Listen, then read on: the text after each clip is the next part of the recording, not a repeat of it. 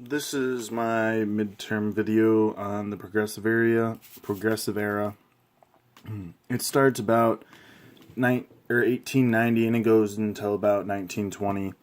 To begin with, I have in 1887 the Interstate Commerce Act was created by Congress.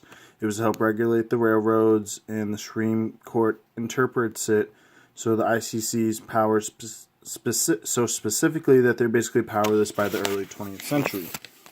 And then in 1890, there's the Sherman Antitrust Act. It was passed by Congress to prohibit trusts/monopolies and helps give more states power to already pre-existing laws to govern the Interstate Commerce Act. Unfortunately, the courts use this to deem labor unions and farmers' organizations among those considered to be monopolies. So what's for the workers' rights is actually hurting them. That's passed by the government.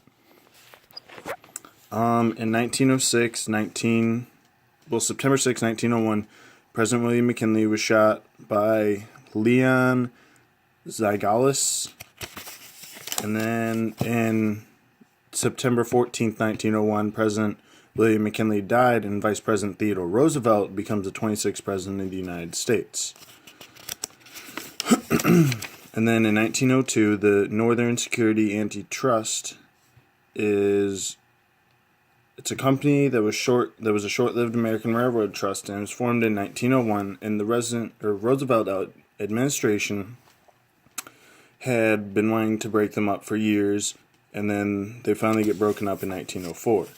In 1902, there's a coal miner strike in Pennsylvania where the miners are striking for months, and the employers agree to pay 9 hours for them to only work 9 hours a day and 10% pay increase across the board. And that was on Roosevelt's behest. In 1903, the Elkins Act.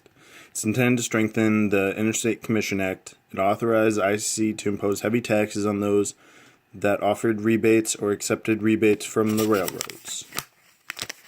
And then railroad companies themselves lobbied for this regulation because most of them are tired of the rebating practices, where they basically had to give special prices to select companies because they had so much business.